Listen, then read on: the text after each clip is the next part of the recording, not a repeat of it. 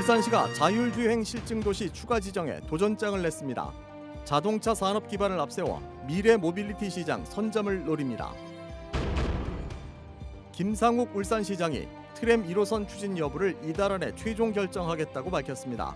사업을 중단할 법적 권한이 있는지를 신중하게 검토한다는 방침입니다. 상반기 울산 수출이 중동의 지정학적 리스크 등에 힘입어 14년 만에 최대 실적을 기록했습니다. 하반기에도 증가세가 이어질 것으로 전망됩니다. 여러분 안녕하십니까? 계속해서 울산 소식입니다. 정부가 미래 모빌리티 산업 육성에 속도를 내고 있는 가운데 올 하반기 광주에서는 자율주행 차량이 전국 최초로 도심을 달릴 예정입니다. 수백억 원의 예산이 투입되는 이 자율주행 실증 사업에 울산도 두 번째 테스트베드가 되겠다며 손을 들었습니다. 이용주 기자입니다. 광주에서 열린 대한민국 자율주행팀 업무 협약식에서 차량 한 대가 베일을 벗습니다. 현대차 아이오닉5를 기반으로 제작될 자율주행 차량입니다. 국토교통부는 전국 첫 자율주행 실증구역으로 광주를 지정하고 올 하반기 자율주행 차량 200대를 투입합니다. 사업 초기에는 운전자가 있는 레벨 3 수준 자율주행으로 운영하며 AI를 학습시킨 뒤 내년 말까지는 운전자 개입이 필요 없는 레벨 4 수준을 실현한다는 목표입니다. 국토부 장관이 책임지고 이 일을 진행하겠습니다. 광주가 미국, 중국과 어깨를 나란히 하는 자율주행 산업으로 반드시 만들어 내겠습니다. 수백억대 예산이 투입되는 이 자율주행 실증 사업에 울산도 두 번째 테스트베드가 되겠다며 손을 들었습니다. 자율주행 실증도시 추가 선정을 검토하고 있는 정부에 울산의 여건을 설명하고 공식 건의를 한 겁니다. 울산 전역에 자율주행 차량 200대를 투입해 각종 데이터를 수집한다는 계획입니다. 우리 울산이 자동차 도시라고 하는데요. 자율주행 인프라, 자율주행 실증 이것이 사실 많이 부족합니다. 그래서 그 부분에 대해서 좀 많이 부탁을 드렸습니다.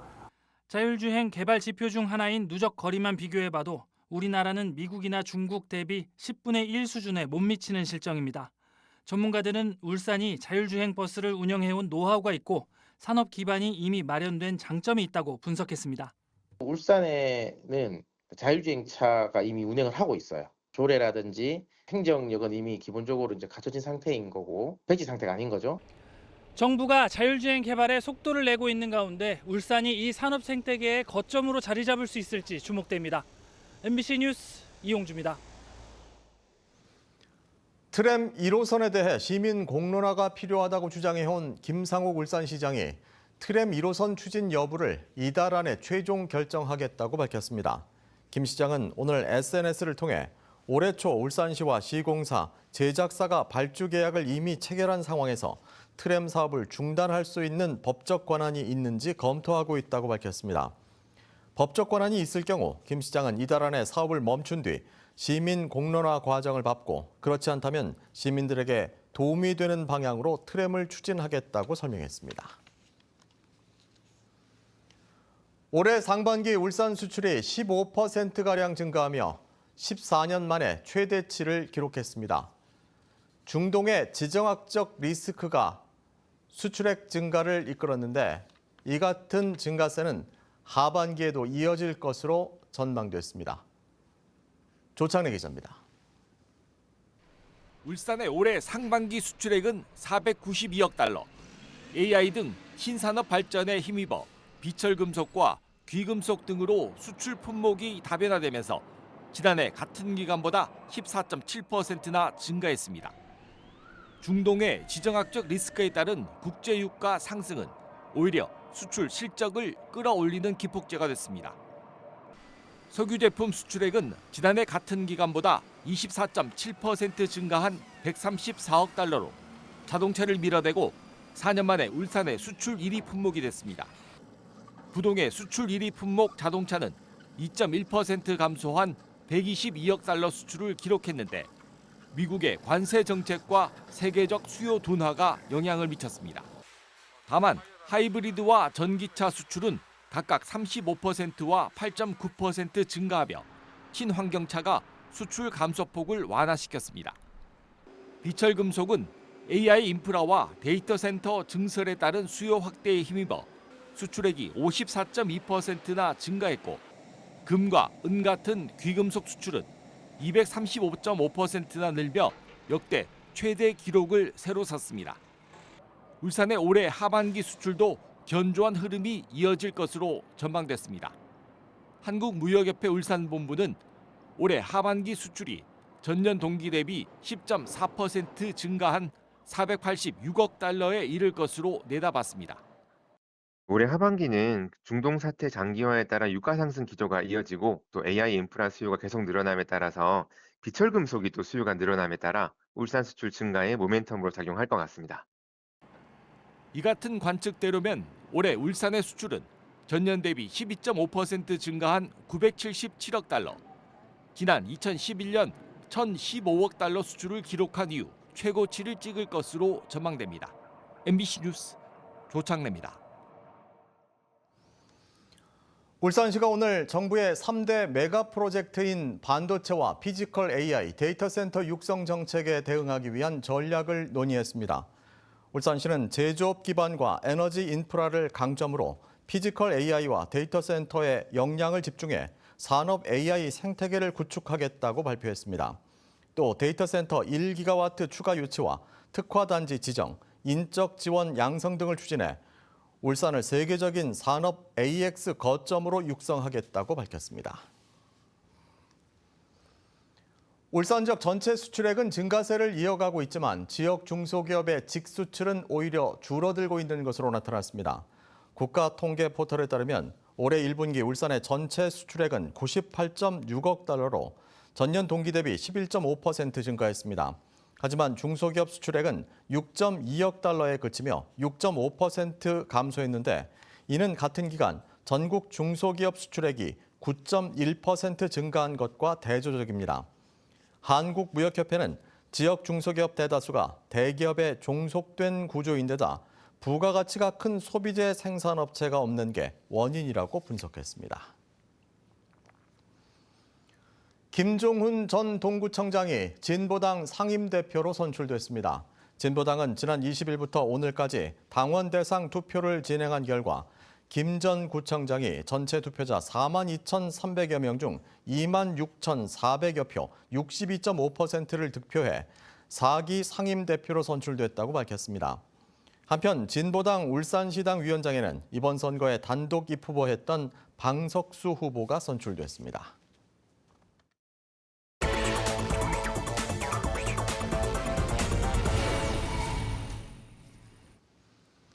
200만 원을 받고 공무상 비밀을 누설한 경찰관에게 징역형의 집행유예가 선고됐습니다. 울산지법 형사 11부는 특정 범죄 가중처벌 등에 관한 법률 위반 등의 혐의로 재판에 넘겨진 전 울산경찰청 수사팀장 A씨에게 징역 1년에 집행유예 2년을 선고하고 추징금 200만 원을 명령했습니다. A씨는 지난 2022년 5월 수사 중인 도박 관련 사건의 체포영장 발부 사실을 브로커에게 알려주는 등의 혐의를 받아왔습니다. 캄보디아에서 로맨스 스캠으로 100억 원대의 범죄 수익을 올린 30대 부부가 1심에서 나란히 중형을 선고받았습니다. 울산지법 형사 12부는 범죄 단체 조직 등 혐의로 기소된 남편 A씨에게 징역 15년과 추징금 1억 4천여만 원, 아내 B씨에게 징역 9년과 추징금 6,800여만 원을 선고했습니다. 이들은 2024년부터 지난해 1월까지 캄보디아에서 보이스피싱 조직을 가동해 딥페이크 기술로 연인 행세를 한 뒤 100여 명으로부터 100억여 원을 가로챈 혐의로 재판에 넘겨졌습니다. 지난해 말 개장한 태화루 스카이워크가 준공 반년 만에 바닥 강화 유리가 파손돼 운영이 중단됐습니다. 울산시는 지난 11일 스카이워크 바닥 강화 유리에서 균열이 발생해 출입을 통제하고 긴급 안전 점검을 벌여 유리를 교체했다고 밝혔습니다. 울산시는 유리 파손 원인에 대해 조사를 벌이는 한편 안전 검증을 거쳐 오는 26일부터 스카이워크를 재개장할 계획입니다. 북구가 제2혁신도시 유치와 울산의료원 조기 설립을 목표로 범구민 추진단 발대식을 열었습니다. 추진단은 주민과 단체 대표 등 200여 명으로 구성됐으며 혁신도시 유치와 공공의료 인프라 개선 관련 활동을 이어갈 계획입니다. 추진단은 북구의 새로운 성장 동력을 확보하기 위해 꼭 필요한 사업들이라며 건의문을 이동권 구청장과 윤종호 국회의원에게 전달했습니다. 오늘 낮 12시 35분쯤 울주군 두덕면 9mm의 한 야산에서 불이 났습니다. 산림당국은 헬기 넉 대와 진화 차량 35대 등을 투입해 2시간 10여 분 만에 불길을 잡았습니다.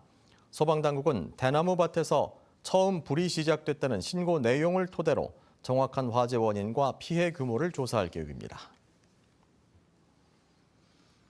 고래바다 여행선이 오늘 오후 3시쯤 장생포 남동쪽 17km 해상에서 참돌고래떼 200여 마리를 발견했습니다. 올해 첫 발견으로 승선객들은 장생포 앞바다에서 약 20분 동안 참돌고래떼의 유형 모습을 관찰했습니다. 고래바다 여행선은 지난 3월 28일 올해 첫 운항을 시작했으며 현재 주 14회 운행하고 있습니다. 올해 상반기 울산의 아파트 분양가가 하락한 것은 분양 입지에 따른 착시 효과 때문인 것으로 분석됐습니다. 부동산 R114에 따르면 올해 상반기 울산의 아파트 3.3제곱미터당 평균 분양가는 1,979만 원으로 전년 대비 3.7% 하락했습니다. 이에 대해 부동산 업계는 올해 분양된 아파트들이 주거 선호지가 아니기 때문에 일시적인 현상으로 봐야 한다며 아파트 분양가는 꾸준히 상승하고 있다고 설명했습니다. 올해 상반기 울산의 집가 상승률이 전국 평균 상승치를 훨씬 밑도는 것으로 조사됐습니다. 국토부에 따르면 올해 상반기 울산 집가는 3분기 연속 상승폭이 줄어든 가운데 0.42% 올라 전국 평균 상승률 1.22%보다 0.8%포인트 낮았습니다. 또 상반기 울산의 토지 거래량은 19,300여 필지로 지난해 상반기보다 1.4% 감소했습니다. 울산시와 일본 니가타시의 우호 협력도시 협정 체결 20주년 기념식이 오늘 열렸습니다.